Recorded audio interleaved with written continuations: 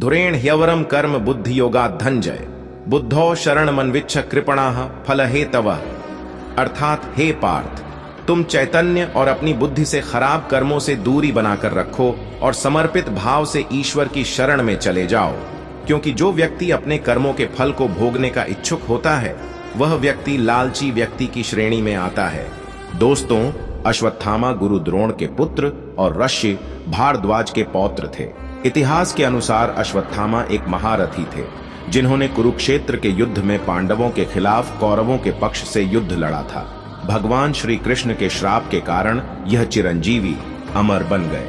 उनके पिता गुरु द्रोण को अश्वत्थामा की मृत्यु की झूठी अफवाह फैलाकर मारा गया था। जिस समय इनके पिता अपने पुत्र की मृत्यु की खबर सुनकर उसकी स्मृति में थे, तभी पांडवों द्वारा उनकी हत्या कर दी गई थी। श्री कृष्ण के श्राप के कारण यह आज भी अमर है, क्योंकि इन्होंने ब्रह्मास्त्र को उत्तरा यानी अभिमन्यु की पत्नी के गर्भ में साध कर उनकी अजन्मी संतान की हत्या करने का प्रयास किया था, जिसे श्री कृष्ण ने बाद में बचा लिया था और इसे कलयुग तक जीवित रहने का श्राप दिया। इनकी आज कलयुग में भी भटकने की खबरें आती रहती हैं। अश्वत्थामा को कुरुक्षेत्र युद्ध में कौरवों के अंतिम सेनापति के रूप में नियुक्त किया गया था। बदले और रोष के कारण इन्होंने पांडव शिविर के अधिकांश लोगों की रात्रि में सोते समय हत्या कर दी थी। अश्वत्थामा ने हस्तिनापुर के शासकों के अधीनस्थ उत्तरी पंचाल पर शासन किया। वह महाभारत युद्ध के योद्धाओं में से एक थे। आपको बता दें कि बॉलीवुड एक्टर विक्की कौशल जल्द ही अश्वत्थामा पर आधारित एक साइंटिफिक फिल्म में नजर आएंगे। इस फिल्म का नाम अश्वत्थामा द इमॉर्टल अश्वत्थामा होगा। फिल्म के ऐलान के बाद से ही सोशल मीडिया पर अश्वत्थामा की कहानी को लेकर चर्चा शुरू हो गई है। लोग पूछ रहे हैं कि आखिर ये अश्वत्थामा है कौन और इसकी कहानी क्या है। दोस्तों, अगर आप भी चाहते हैं कि अगर हम भी अश्वत्थामा पर फुल डिटेल वीडियो लेकर आएं, तो हमें कमेंट बॉक्स में जरूर बता दें।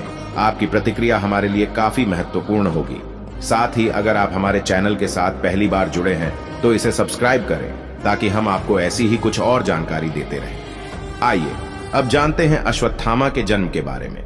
महाभारत के अनुसार अश्वत्थामा का अर्थ है वह पवित्र आवाज जो एक घोड़े से संबंधित है। यह इसलिए कहा जाता है क्योंकि जब वह पैदा हुए थे तो वह घोड़े की तरह रोए थे। हस्तिनापुर राजा धृतराष्ट्र के द्वारा शासित था और द्रोणाचार्य ने कुरु राजकुमारों को शिक्षा देने का कार्य किया था। इसी कारण द्रोणाचार्य और अश्वत्थामा दोनों ही हस्तिनापुर के लिए निष्ठावान रहे थे और कुरुक्षेत्र के युद्ध में कौरवों की तरफ से पांडवों के विरुद्ध भाग लिया। द्रोणाचार्य की मृत्यु से पहले अश्वत्थामा जीत के उद्देश्य से अपने पिता का आशीर्वाद लेने के लिए उनके पास जाते हैं, परंतु उनके पिता उन्हें आशीर्वाद देने से मना कर देते हैं। गुरु द्रोण अश्वत्थामा को सलाह देते हैं कि वह अपनी ताकत के जरिए युद्ध जीते, न कि आशीर्वाद के जरिए। युद्ध के 14वें दिन वह सेना की एक टुकड़ी को और अंजना पर्वन यानी घटोत्कच के पुत्र को मार देते हैं। वह कई बार जयद्रथ तक अर्जुन को पहुंचने से रोकने के लिए अर्जुन के विरोध में खड़े हुए, लेकिन अंततः वह अर्जुन से हार जाते हैं। अब देखते कि पांडवों द्वारा गुरु द्रोण का वध कैसे किया गया।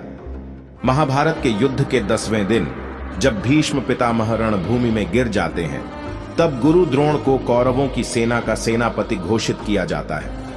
इसके पश्चात अश्वत्थामा दुर्योधन से वादा करते हैं कि वह युधिष्ठिर को पकड़ लेंगे, परंतु अनेक प्रयास करने के उपरांत भी वह ऐसा करने में असफल रहते हैं, जिससे नाराज होकर दुर्योधन अश्वत्थामा का बहुत अपमान करता है, जिससे रुष्ट होकर अश्वत्थामा और दुर्योधन के बीच विवाद हो जाता है। श्री कृष्ण यह बात अच्छे से जानते थे कि सशस्त्र गुरु द्रोण को हराना संभव नहीं, इसीलिए उन्होंने युधिष्ठिर और अन्य पांडवों को सुझाव दिया कि यदि युद्ध के मैदान पर यह घोषणा कर दी जाए कि अश्वत्थामा मारा गया तो वह दुखी हो जाएंगे और इस अवसर का लाभ उठाकर उन्हें हराया जा सकता है। भीम से अश्वत्थामा नामक एक हाथी को मारने की योजना बनाई और युधिष्ठिर द्वारा घोषणा करवाई कि अश्वत्थामा मारा गया। अंततः योजना ने कार्य कर दिया। गुरु द्रोण ने रणभूमि में शस्त्र त्याग दिए, जिसके बाद धृष्टद्युम्न ने दुखी द्रोणाचार्य का मस्तक काट दिया। भ्रामक तरीके से अपने पिता के वध के बाद अश्वत्थामा क्रोध और बदले की भावना से भर जाता है। इसके कारण वह पांडवों के विरुद्ध नारायणास्त्र नामक ब्रह्मास्त्र का प्रयोग करता है। जब इस अस्त्र का प्रयोग किया जा रहा होता है तो भयंकर हवाएं चलना शुरू हो जाती है, गड़गड़ाहट की आवाज होने लगती है और पांडवों के हर सैनिकों के लिए एक तीर उनकी ओर आता दिखाई देने लगता है। यह दृश्य देखकर पांडवों की सेना भयभीत हो जाती है, परंतु श्री कृष्ण के निर्देश पर सभी सैनिक अपने अपने रथों को छोड़कर अपने हथियारों को भी नीचे रख देते हैं और ब्रह्मास्त्र के सामने आत्मसमर्पण कर देते हैं। भगवान कृष्ण खुद नारायण के अवतार थे, इसलिए वह इस हथियार के बारे में जानते थे कि यह ब्रह्मास्त्र हथियार उठाए हुए व्यक्ति को ही अपना निशाना बनाता है, जबकि निहत्थे इंसान पर यह कोई नुकसान नहीं पहुंचाता। इसके बाद जीत के लिए उत्सुक दुर्योधन अश्वत्थामा से पुनः इस ब्रह्मास्त्र का उपयोग करने के का आग्रह करता है, परंतु अश्वत्थामा दुखी होकर उसे बताता है कि यदि इस ब्रह्मास्त्र का उपयोग पुनः किया तो वह अपने उपयोगकर्ता के ऊपर ही प्रहार कर देगा। चतुर्धार संकलन ग्रंथ के अनुसार नारायणास्त्र पूरी तरह से पांडव सेना में से एक अक्षौहिणी नष्ट कर देता है।